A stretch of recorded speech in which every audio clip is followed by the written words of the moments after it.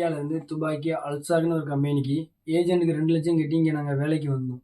இங்கே வந்த இடத்துல எங்களுக்கு 2200 திராம்ஸ் எங்கிட்ட வாங்கி எங்கள் பாஸ்போர்ட்டையும் வாங்கினாங்க. ஏன் பாஸ்போர்ட்டை வாங்குனீங்கன்னு நாங்கள் கேட்டோம். அதுக்கு எல்லாத்தையும் நாங்கள் வாங்குது அப்படின்னு சொல்லி சொன்னாங்க. சரி, நாங்கள் வேலைக்கு போனோம். வேலையில் ஒர்க் டார்ச்சர் அது இதுன்னு நிறைய. இதை ஏஜென்ட்ட சொல்லல. ஏஜென்ட்டு தகாத வார்த்தையில பேசி அவன் கொலை முயற்சிங்க அளவுக்கு பேசுதாங்க. சம்பளமும் எங்களுக்கு தரல. சம்பளத்துக்கு நாங்கள் கேட்கல. நான் போட்டையில தான் போடுவேன்னு சொல்லி ஓனர் சொல்லுதாரு. என்ன செய்யணும்னு தெரியாம நாங்கள் லேபர் கோர்ட்டில் போய் கம்ப்ளைண்ட் கொடுத்தோம். அவங்க அதுக்கு எங்களுக்கு மேலே ஃபேக் கம்ப்ளைண்ட் ஒன்று அவங்ககிட்ட இருந்து கொடுத்தாங்க. மலையாளிக்காரர் ஓனர் அவர் கொடுத்தாங்க. அந்த கம்ப்ளைண்ட் எங்களுக்கு சாதகமாக முடிஞ்சு அவங்க கம்ப்ளைண்ட் இதாகிடுச்சு. மறுபடியும் நாங்கள் விசா கேன்சலேஷன் எல்லாம் கொடுத்து விசா கேன்சல் ஆகி வந்துருச்சு. அவங்ககிட்ட சரின்னு இதை கொண்டு போயிட்டு நாங்கள் ஓனர்கிட்ட பாஸ்போர்ட் கேட்டோம். பாஸ்போர்ட் கேட்டதுக்கு பாஸ்போர்ட்லாம் தர முடியாது, உன்னையால என்ன பண்ண முடியுமோ பண்ணு அப்படின்னு சொல்லி சொல்லுதாங்க. எம்போசிக்கு நாங்கள் ஃபோன் பண்ணி கேட்டோம். அவங்க என்ன சொல்லுதாங்கன்னா, துபாய் ரூல்ஸ் படி நீங்கள் 2 வருஷம் இங்கே வேலை பார்த்து தான் ஆகணும், அவங்க சொல்கிறத நீங்கள் செஞ்சு தான் ஆகணும்னு அவங்களுக்கு ஃபேவராகவே பேசுதாங்க எம்போசியில்.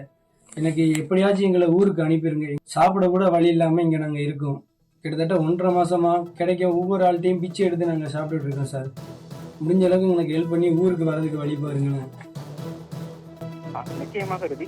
தென்காசி மாவட்டம் கடையநல்லூர் அடுத்துள்ள புதுக்குடி பகுதியைச் சேர்ந்த மாரியம்மாள் என்பவர் தான் இந்த மாவட்ட ஆட்சியர் அலுவலகத்தில் ஒரு புகார் மனுவை அளித்துள்ளார்.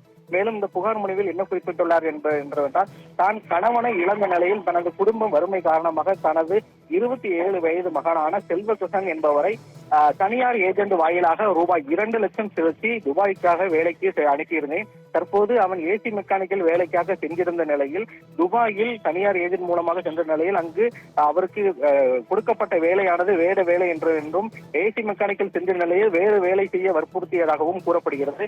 மேலும் 7 மாதங்களுக்கு முன்பு சென்ற நிலையில் அவருக்கான ஊதியம் முறையாக வழங்கப்படவில்லை, மாற்றுப் பணிகளை செய்ய வேண்டும் என வற்புறுத்தியதாகவும் கூறப்படுகிறது.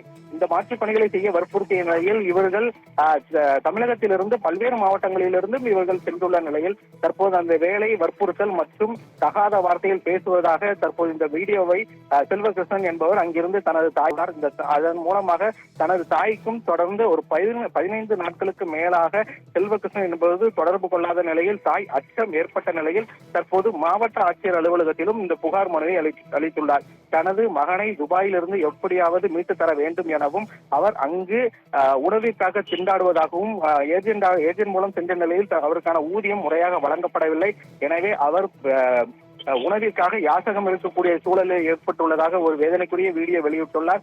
எனவே தனது மகனை மீட்டு தர வேண்டும் எனவும் குறிப்பிட்டுள்ளார். செல்வகிருஷ்ணன் துபாயிலிருந்து வெளியிட்ட வீடியோவிலும் இதையே குறிப்பிட்டுள்ளார்.